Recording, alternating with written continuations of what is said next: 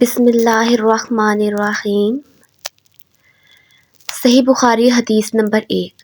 رسول اللہ صلی اللہ علیہ وآلہ وسلم نے فرمایا، تمام اعمال کا دار و مدار نیت پر ہے، اور ہر عمل کا نتیجہ انسان کو اس کی نیت کے مطابق ہی ملے گا۔ بس جس کی ہجرت دولت دنیا حاصل کرنے کی ہو یا کسی عورت سے شادی کی غرض ہو، بس اس کی ہجرت انہی چیزوں کے لیے ہوگی جن کی حاصل کرنے سے اس نے ہجرت کی ہے۔ رسول اللہ صلی اللہ علیہ وآلہ وسلم نے فرمایا، کبھی میرے پاس گھنٹے کی آواز کی طرح آتی ہے اور وہ مجھ پر بہت سخت ہوتی ہے، اور جب میں اسے یاد کر لیتا ہوں جو اس نے کہا تو وہ حالت مجھ سے دور ہو جاتی ہے، اور کبھی فرشتے آدمی کی صورت میں میرے پاس آتا ہے اور مجھ سے کلام کرتا ہے، اور جو وہ کہتا ہے اسے میں یاد کر لیتا ہوں۔ صحیح بخاری حدیث نمبر 2۔ حدیث نمبر 3 کی روشنی میں نبی پاک صلی اللہ علیہ وآلہ وسلم وحی کے حالات و واقعات بیان کرتے ہوئے فرماتے ہیں کہ آپ صلی اللہ علیہ وآلہ وسلم کے پاس فرشتہ آیا اور کہا، پڑھ۔ آپ نے فرمایا کہ میں نے کہا کہ میں پڑھا ہوا نہیں ہوں۔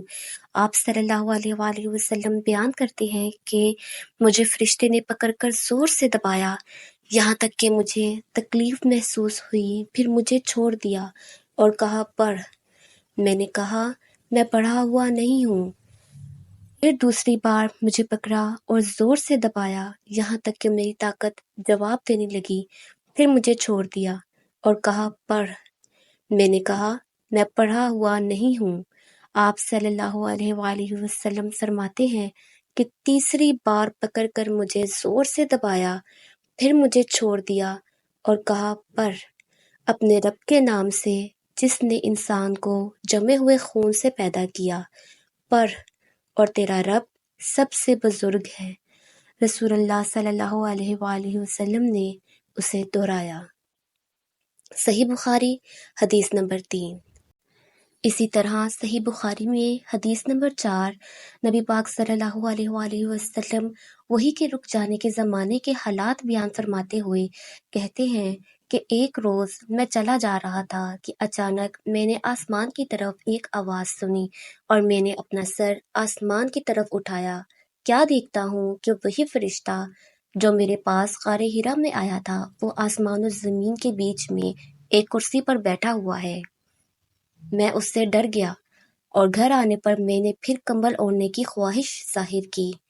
اس وقت اللہ پاک کی طرف سے یہ آیات نازل ہوئیں، اے لحاف اوڑھ کر لیٹنے والے، اٹھ کھڑا ہو اور لوگوں کو عذاب الہی سے ڈرا، اور اپنے رب کی بڑائی بیان کر، اور اپنے کپڑوں کو صاف رکھ اور گندگی سے دور رہ۔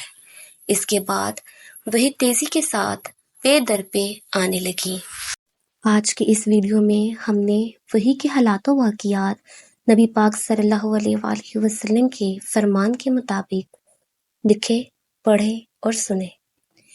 اللہ پاک ہم لوگوں کو دین کے راستے پر چلنے کی توفیق عطا فرمائے، اور ہمارے رزق میں برکت نازل فرمائے۔ آمین۔ اللہ حافظ۔